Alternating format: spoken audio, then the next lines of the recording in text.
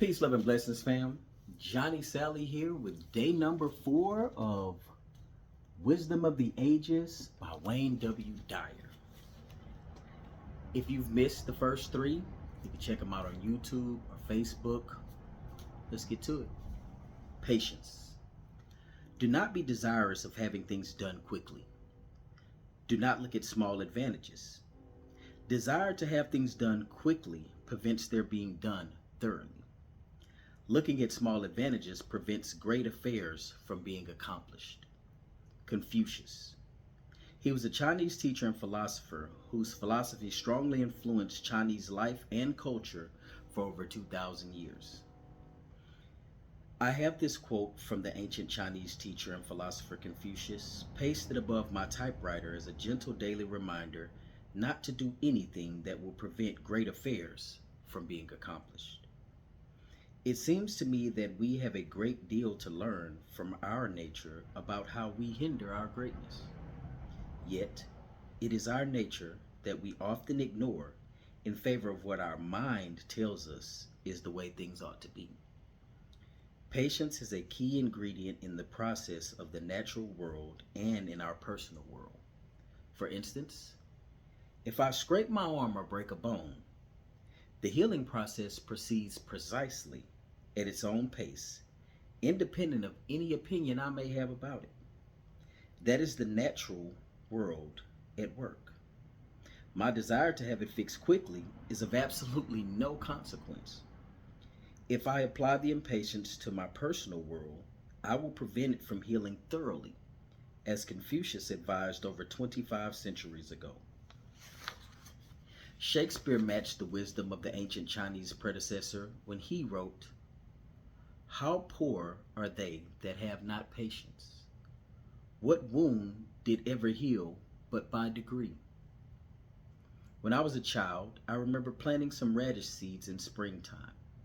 When early summer arrived, I noticed green leafy sprouts protruding above the ground. I watched them grow a bit taller each day, and finally, I could stand it no longer, and I began to tug at those radish shoots, trying to get them to grow faster. I had not yet learned that nature reveals its secrets on its own time schedule. As I pulled at the little leaves, they emerged from the ground sans radish, and my childish impatience to have this thing done quickly prevented it from happening at all. Now, when I'm asked if I am disappointed because one of my books did not appear on a bestseller list as my earlier books did, I think of this observation of the wise Chinese sage: great things have no fear of time. What a compliment it is to the genius of Confucius that his words are still being quoted and his knowledge still being applied 2,500 years after his departure.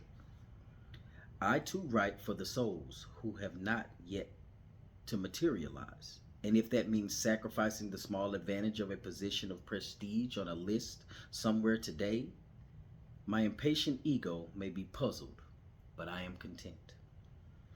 There is a line in A Course in Miracles that perplexes anyone who is imprisoned by ego because it appears to be a contradiction.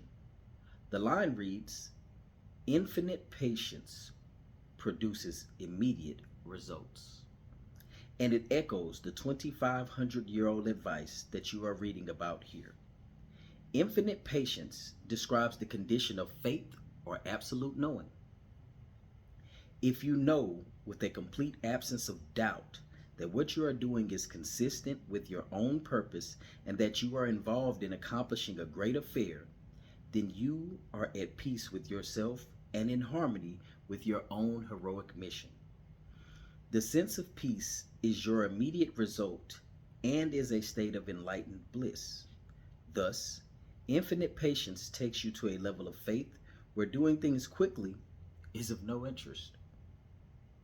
You shift out of the need to see the results right now, just as when you know that your cuts, scrapes, and injuries will heal as your nature dictates, rather than your impatient self dictates. This kind of knowing has aided me immensely in my writing and in all of my life work. With my children, I am not always overly concerned with a test score or a subpar performance as it registers in this moment because I can see the bigger picture in their lives. As the Oriental proverb, perhaps inspired by the words of Confucius, says, with time and patience, the mulberry leaf becomes a silk gown. So do I think of my children as silk gowns in the making. Certainly, we savor the small advantages in the here and now. However, I also know that any current setbacks will enhance rather than tarnish their greatness. Impatience breeds fear, stress, and discouragement. I'll read that again. Impatience breeds fear, stress, and discouragement. Patience manifests in confidence, decisiveness, and a feeling of peaceful satisfaction. As you look at your own life, examine how frequently you demand an immediate indicator of success for yourself and others and attempt instead to see the larger picture. When you are on purpose and see the larger picture, you are able to let go of an inclination to see validation in the form of merit badges and immediate applause. My experience with addictions and overcoming them may parallel some of your life situations. While still being addicted, I would think about quitting the addictive substance, such as caffeine or alcohol. Then I would look for a small advantage, such as no drinking for one day. And when that was accomplished, I would let up on my vigilance and go back to a cola or a beer to celebrate. By looking at my small victories, I was preventing the job from being done thoroughly. When I developed infinite patience with myself, I turned the whole thing over to God and remembered how perfect God had always been with me, even in my lowest moments. By being infinitely patient, I could see that toxic substances interfered with my highest purpose and life mission, and I left those addictive ways behind me. Make no mistake about it, all my thoughts about quitting, all my trials and failures, those small advantages, as Confucius calls them, were part of the process of purification. By being patient with myself, I could stay patient even with those small victories, and thus they did not deter me from my greater accomplishment. I allowed the process to move at its own pace, and today I can see clearly how getting rid of impatience gave me the ability to move to a level that I never imagined when I kept congratulating myself for my little victories and then retreating back to defeat. If you are appreciating the paradox in this situation, you will enjoy these two paradoxical sayings. Infinite patience produces immediate results, and one day at a time produces eternal results. To see the absurdity of impatience in your life, set your watch ahead several hours and tear off several months on your calendar. Then see if you have advanced time. The failures and frustrations, along with the immediate success, are a part and parcel of the perfection of it all. By observing nature, your nature, and the natural world around you, you will see that you must allow a womb to progress at its own pace. To eat a fig, you must first let it flower, put forth fruit, and ripen. Trust in your nature and let go of your desire to have things done quickly. To accomplish this, abandon your conditioned means of evaluating yourself as successful or not on the basis of immediate indicators. If you have a knowing within you that you are on a much higher mission than what might show up today, you will free yourself from the folly of those current results. To be ahead in the beginning of the game can be a big disadvantage if it obscures your vision for the entire game. Think about what you are doing in increments of 5 centuries rather than 5 minutes. Produce for those of us who will be here 500 years from now, and your emphasis will shift off of your immediate results to much greater affairs. Be as patient with yourself through all of your successes and disappointments as you feel God has always been with you. When you can turn a problem over to a higher authority to which you are connected, you immediately shift to that knowing state of infinite patience. And you stop looking for little indicators of success for today only. Whew. Patience is a virtue, they say. In all of my spiritual practices, I've definitely learned to be patient, not only with myself, but with others. And the patience that I've developed from others has come directly from developing patience with myself. When I do certain rituals, or I mess up, or I'm held to a 7-day ritual, or a 16-day ritual, or a 60-day ritual, and I fall off.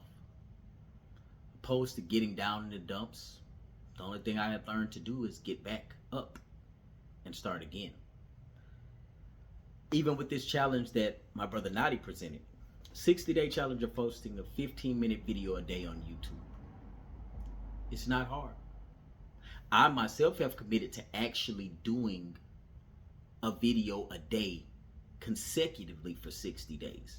Now there's other ways around that. The goal is to post 15-minute videos a day. That doesn't say anything about posting it to be posted later. That doesn't say anything about filming multiple videos to have them set forward for another day. But I decided within myself I wanted to develop a different level of intent, a different level of consciousness, a different level of structure and organization, to where randomly I can just post a 15-minute video like nothing. Now, we also decided that we're doing this not only to build ourselves, but to build our platforms up, because as was just presented in the book, we can be patient about what's going to come. It doesn't have to immediately hit 1,000 views tonight, 1,000,000 views tonight. The goal is having the information put out, the content put out, because life is content. Now, once you understand that life is content, you definitely begin to understand the level of patience you have already had within yourself. Think about how old you are now and how much time has passed. Our souls definitely have a different level of patience. The gods have a different level of patience.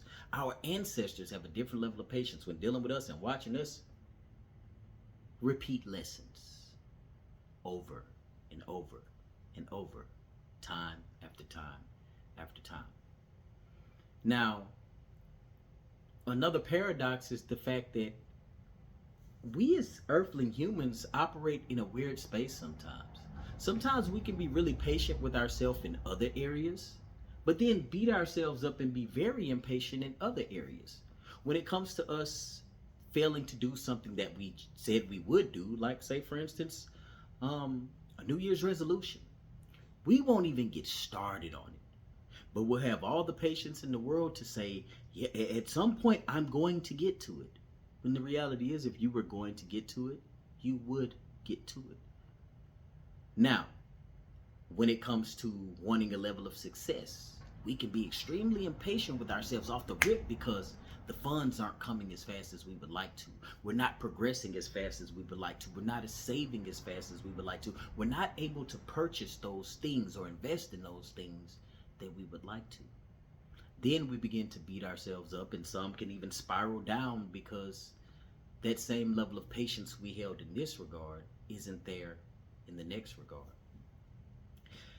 Again, I'm a very spiritual person, so there are things that I've had to learn to accept that just because I may want it to be, I'm not going to wink out of existence overnight by applying these mantras, these rituals, these meditations, burning this ancestor money. There are certain steps and blueprints that are set in place that can take a minimum of 20 years. Godhood has been reached in slightly shorter than 20 years by only one individual. Now, for most of us that are taking different paths as a part of Galacticus, we already know that some of these pathways have a 30-year trek. And that's actually if you're consistent day for day for day for day without missing a skip, step, or beat. So, knowing that, And knowing that anything you want in life, you have to first plant the seed. But once you plant that seed, you can't force it to grow. It's no different than the trees outside. They were planted at some point with the knowing and understanding that when it is time, this tree will blossom. So I implore you, develop the patience within yourself to know that you are a seed that is growing. And the tree that is meant to bear the greatest fruit ever is doing exactly what it's supposed to do at the moment. Just don't give up on yourself. Trust in yourself. Walk in love. Walk in light. Walk in peace. And know that you are loved.